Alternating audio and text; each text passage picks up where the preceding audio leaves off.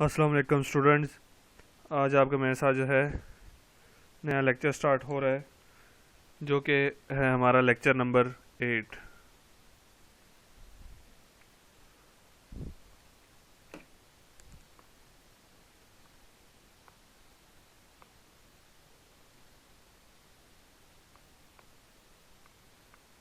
इसमें स्टूडेंट्स सबसे पहले हमने पढ़ना है डिटर्मिनेंट ऑफ अ मैट्रिक्स के बारे में,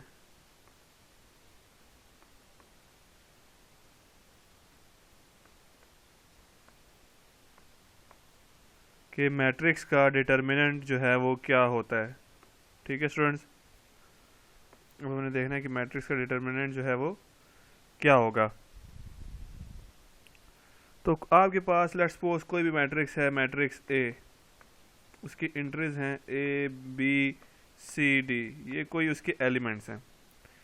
तो जब हमने इसका डिटर्मिनेंट फाइंड करना हो तो हम डिटर्मिनेंट को डिनोट करते हैं, या तो डिटर्मिनेंट ऑफ ए लिखते हैं या हम ए के साइड पे बार्स डालते हैं, तो ये डिटर्मिनेंट ऑफ ए हो जाता है और इस मैट्रिक्स को भी डिटर्मिनेंट में कन्वर्ट कर देते हैं। तो इसको फाइंड करने का तरीका ये है कि आपने मैट्रिक्स को सबसे पहले इसके चार एलिमेंट्स के साइड्स पे बार्स डाल देनी है स्ट्रेट, और फिर इसका जो आंसर आपके पास आएगा वो इस तरह से आएगा कि ए डिटर्मिनेंट इक्वल्स टू, सबसे पहले आपने इन दो नंबर्स को मल्टीप्लाई करना है, ए मल्टीप्लाई डी, फिर माइनस के साइन के बाद इन दो को करना है, सी मल्टीप्लाई बी। आपका ऑर्डर यही रहना चाहिए, सबसे पहले जो है इस तरह मल्टीप्लाई करना है, उसके बाद इन वाली वैल्यूज को करना है। तो इसका आंसर आ जाएगा A D minus B C. अब हम इसकी कोई एक एग्जाम्पल देख लेते हैं जिसको करके हम इसको समझते हैं कि लेट्स सपोज हमें कहा जाता है कि आप एक डिटर्मिनेंट फाइंड करें। मैट्रिक्स बी हमें दे दी जाती है। मैट्रिक्स बी की वैल्यूज होती हैं 1 -2 1 एंड 3। अब हमें ये कहा जा रहा है कि इसका डिटर्मिनेंट को फाइंड किया जाए। तो इसके डिटर्मिनेंट को फाइंड करने से पहले क्या है, सबसे पहले हमने इसको लिखना है B determinant which is equal to 1 -2 1 and 3। तो स्टूडेंट सबसे पहले इसको फाइंड करने के क्या तरीके, हमने सबसे पहले 1 को मल्टीप्लाई करना है 3 के साथ, 1 मल्टीप्लाई बाय 3, माइनस साइन के बाद -2 को मल्टीप्लाई कर देना है 1 से। इसका क्या आंसर आ जाएगा, 3 1 ज़ा 3 एंड -2 1 ज़ा 2। तो इसको हम लिख सकते हैं 3 + 2 एंड आवर आंसर इज़ 5। ठीक है स्टूडेंट्स, किसी भी मैट्रिक्स का डिटर्मिनेंट आपने फाइंड करना है तो वो इसी तरीके से होगा। इसके बाद हमारे पास नेक्स्ट जो आती है डेफिनेशन, वो आती है सिंगुलर मैट्रिक्स की। ठीक है, कि सिंगुलर मैट्रिक्स हमारे पास कौन सी मैट्रिक्स होती है।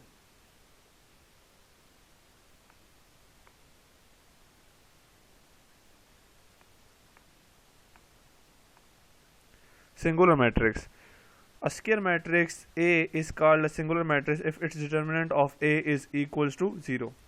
किसी भी मैट्रिक्स को सिंगुलर मैट्रिक्स का कब कहते हैं,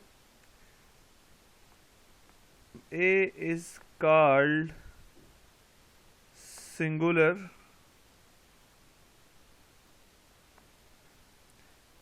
if determinant of A is equals to 0।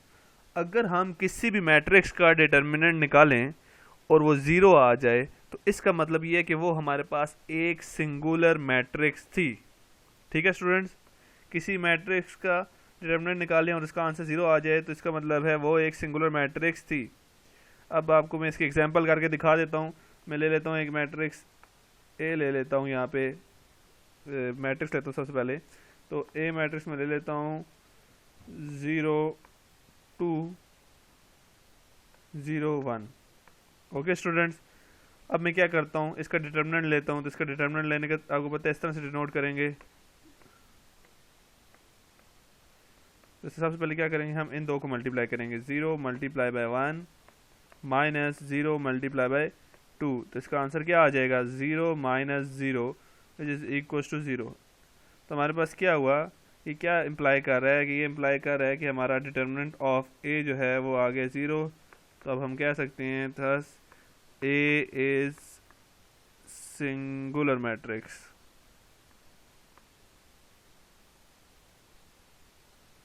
Okay students, अब हमारे पास आता है जी नेक्स्ट नॉन सिंगुलर मैट्रिक्स। ये सिंगुलर थी और अगली आ जाती है नॉन सिंगुलर मैट्रिक्स।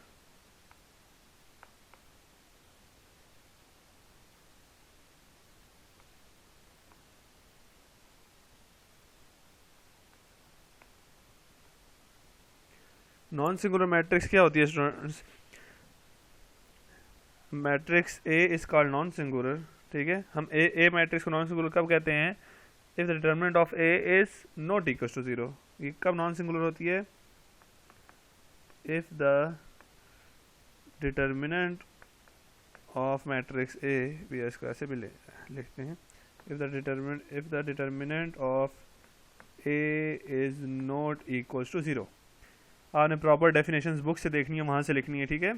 तो हम क्या कहेंगे कि नॉन सिंगुलर कौन सी होती है? जब उसका डिटर्मिनेंट लें किसी भी मैट्रिक्स का, वो नॉट इक्वल टू जीरो आ जाए। लेट्स सपोज हमारे पास एक मैट्रिक्स थी ए, इसका मैं डिटर्मिनेंट ले रहा हूँ 1 2 0 1, ओके। तो इसका आंसर क्या आएगा? 1 multiply by 1 minus 0 multiply by 2 which is equal to 1 cross 1 equal to 1 minus 0 cross 2 equal to 0।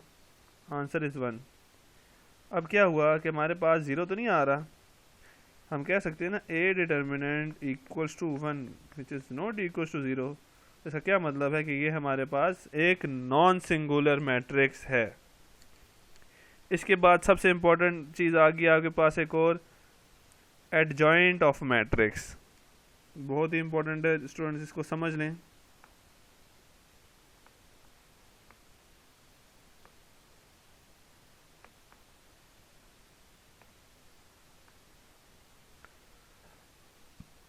Adjoint of matrix क्या होते हैं? आप अगर इस बुक से डेफिनेशन देखें तो adjoint of square matrix is obtained by interchanging the diagonal entries and changing the sign of the other entries. अब आपको पता है एक मैट्रिक्स है, उसके डायगोनल्स जो हैं ये होते हैं, मैंने आपको बताया था। तो सबसे पहले क्या करना है हमने कि इसकी डायगोनल एंट्रीज को इंटरचेंज कर देना है, ठीक है। सबसे पहला पॉइंट इसका ये है कि interchanging the diagonals, and second point is, वो क्या कह रहा है? Changing the sign of diagonal entries, ठीक है। यानी इसकी और इसकी जो है ना साइन हमने चेंज कर देना। यहाँ पे जो एंट्रीज होंगी, changing the sign of other entries, okay students. जो डायगोनल्स नहीं हैं, बाकी एंट्रीज हैं, उनके साइन को हमने चेंज कर देने हैं। अब इसकी हम एक कर लेते हैं एग्जांपल। हमारे पास दी हुई है मैट्रिक्स डी, एक मैट्रिक्स दी हुई है, ठीक है। 1 -2 6 एंड 7। अब हमें कहा गया है कि इसका एडजॉइंट निकालें, तो एडजॉइंट को हम ऐसे डिनोट करते हैं, adjoint of D, okay students. तो एडजॉइंट ऑफ डी में क्या करना है? हमने सबसे पहले हमने कहा था कि अगर ये मैट्रिक्स है तो इसकी ये जो एंट्रीज हैं इसको चेंज करें। तो यहाँ पे कौन सी आ रही है? यानी इंटरचेंज का मतलब ये है कि आगे पीछे ले जाएं, 1 इधर आ जाएगा और 7 इधर चला जाएगा। और यहाँ पे जो दो वैल्यूज़ होंगी ये वाली, इनके आपने साइन चेंज कर देने हैं। +6 है तो -6 कर दें, +2 है तो -2 है तो इसे +2 कर दें। तो ये हमारे पास स्टूडेंट इस मैट्रिक्स का एडजॉइंट आ गया, ओके। किसी मैट्रिक्स के एडजॉइंट के लिए दो आपके पास पॉइंट्स हैं। सबसे पहला है जी interchanging the rows, and first point is interchanging the diagonals, and the other one is by changing the sign of the other entries। और बाकी जो एंट्रीज रह जाएंगी डायगोनल के अलावा, उनके आपने साइन जो है वो चेंज कर देने हैं स्टूडेंट्स। अब इसके बाद आपके पास आ जाते हैं स्टूडेंट्स, नेक्स्ट आपके पास जो है वो multiplicative inverse of non singular matrix है। नॉन सिंगुलर मैट्रिक्स का क्या मतलब है कि हमारे पास एक ऐसी मैट्रिक्स होगी जिसका डिटर्मिनेंट जो है वो नॉन जीरो होगा, ठीक है। अभी हमने पीछे पढ़े नॉन सिंगुलर कौन सी होती है? जो नॉन जीरो डिटर्मिनेंट जिसका हो। यानी कि सबसे पहले हमने देखें, सबसे पहले क्या है जी, हमारा पहला पॉइंट, हमने एक मैट्रिक्स ली, मैट्रिक्स एक ऐसी मैट्रिक्स ली जिसका जो डिटर्मिनेंट है वो क्या है जी? नॉन ज़ीरो है। अब वो कह रहा है कि वो मल्टीप्लिकेटिव इन्वर्स एक दूसरे की होती हैं नहीं। लेट्स सपोज हमारे पास एक मैट्रिक्स ए है एंड एक मैट्रिक्स बी है। ठीक है स्टूडेंट्स, हमारे पास ये दो मैट्रिसेस हैं ए एंड बी। अब हमने ये देखना है कि क्या ये एक दूसरे के मल्टीप्लिकेटिव इन्वर्स हैं या नहीं। तो ये एक दूसरे के मल्टीप्लिकेटिव इन्वर्स कब होंगी, अगर ये इस कंडीशन को सेटिस्फाई कर दें कि अगर ए और बी को मल्टीप्लाई करें तो हमारे पास जो आंसर है वो आई आ जाए, यानी I mean identity matrix. I mean identity matrix. Identity matrix कौन सी थी, अगर आपको याद हो, इसके इंटरेस्ट जो है 1001, डायगोनल में उसके इंटरेस्ट में यूनिट एलिमेंट्स थे यानी 1 थे। यानी कि हम किसी भी दो मैट्रिक्स को मल्टीप्लाई करें और जवाब में ये वाली मैट्रिक्स आ जाए तो इसका मतलब है वो एक दूसरे की मल्टीप्लिकेटिव इन्वर्स हैं। ठीक है स्टूडेंट्स, अब इसी से रिलेटेड आपको एक मैं क्वेश्चन करके दिखा देता हूँ। एक्सरसाइज का क्वेश्चन मैं कर रहा हूँ कि क्वेश्चन नंबर 5 का एक पार्ट में कर रहा हूँ, आप लोग देख लें कि जिसमें कहा गया है कि determine whether the given matrices are multiplicative inverse of each other और नॉट।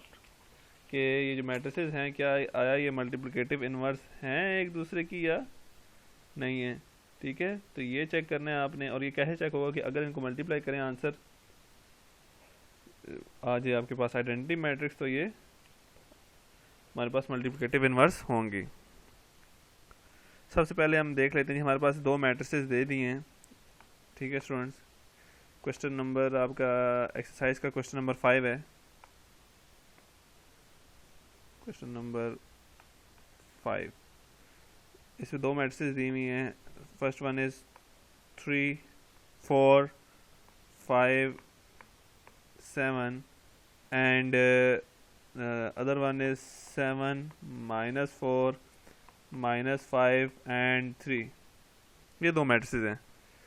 अब हमने इसका सोल्यूशन करना है तो हम क्या कहते हैं जी, हम लेट्स कर लेते हैं ये हमारे पास जो मैट्रिसेस हैं सबसे पहले इनको नाम दे देते हैं। ठीक है, कि लेट कर लेते हैं, लेट फर्स्ट मैट्रिक्स को नाम दे देते हैं, ये हमारे पास मैट्रिक्स ए है 3 4 5 एंड 7, और जो दूसरी है वो हमारे पास मैट्रिक्स बी है 7 -4 -5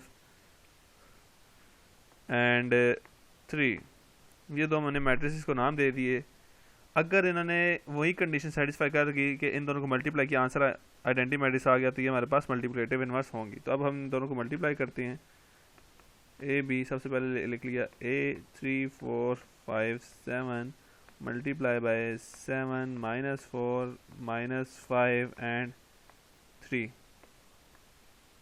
तो स्टूडेंट्स अब क्या करना है आपने कि इनको मल्टीप्लिकेशन करनी है। मल्टीप्लिकेशन का तरीका आपको याद हो अगर, कि सबसे पहले हमने 3 को मल्टीप्लाई करना है 7 से, फिर प्लस के साइन के बाद 5 को मल्टीप्लाई करना है -4 से। ये क्यों किया है, सबसे पहले हमने देखें फर्स्ट रो ली इसकी जो कि थी 3 और 5, और इसका फर्स्ट कॉलम लिया 7 -4। तो फर्स्ट रो का फर्स्ट एलिमेंट 3 मल्टीप्लाई हुआ जाके 7 के साथ, फिर प्लस के साइन के बाद फर्स्ट रो का सेकंड एलिमेंट मल्टीप्लाई हुआ -4 के साथ। इसी तरीके से अब फर्स्ट रो और सेकंड कॉलम की बारी है, तो फर्स्ट रो का फर्स्ट एलिमेंट 3 मल्टीप्लाई होगा -5 के साथ, तो 3 मल्टीप्लाई बाय -5 प्लस के साइन के बाद क्या होगा स्टूडेंट्स कि यही अब सेकंड एलिमेंट लेंगे 5 और वो हो जाएगा 3 के साथ multiply, 5 multiply by 3।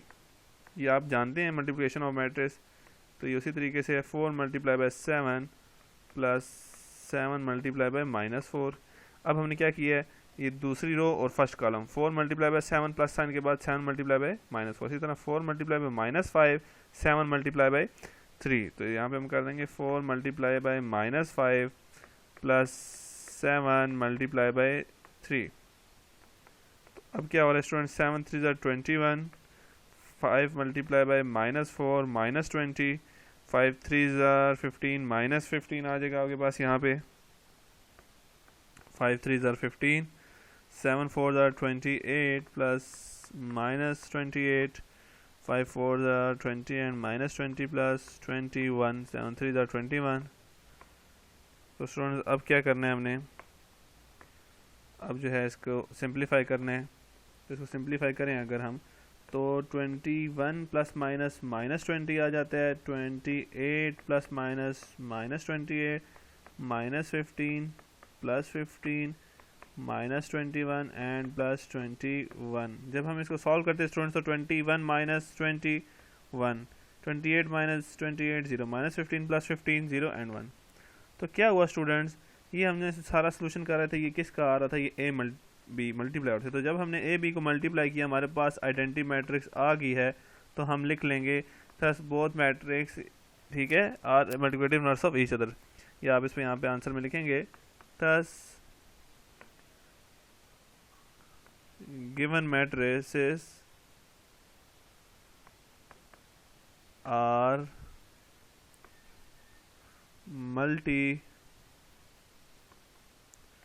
multiplicative inverse of each other. ये दोनों एक दूसरे का मल्टीप्लिकेटिव इनवर्स है, ठीक है। ए इंटू बी करें तो तब भी आइडेंटिटी मैट्रिक्स आता है, और बी इंटू ए करें तब भी आइडेंटिटी मैट्रिक्स आता है।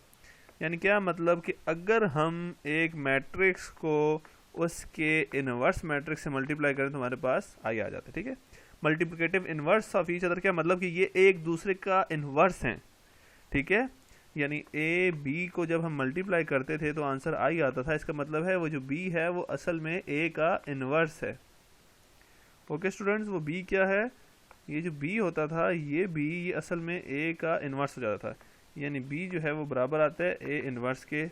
तो हम लिख सकते हैं A into A inverse equals to identity matrix. Students अब आप इसके क्वेश्चंस जो हैं इससे रिलेटेड क्वेश्चंस करेंगे तो आपको इसका सब कुछ समझ आ जाएगा, ठीक है। और अगर कोई प्रॉब्लम हो तो आप मुझसे पूछ सकते हैं। इसके आपने एक्सरसाइज, इसकी आपने 9th क्लास की जो है बुक है उसकी एक्सरसाइज नंबर 1.5 के क्वेश्चंस आपने सॉल्व करने हैं। Okay students, solve exercise 1.5। Student उम्मीद करता हूँ आपको समझ आ गया होगा। इंशाल्लाह नेक्स्ट लेक्चर इससे आगे स्टार्ट करेंगे। ओके, अल्लाह हाफिज़।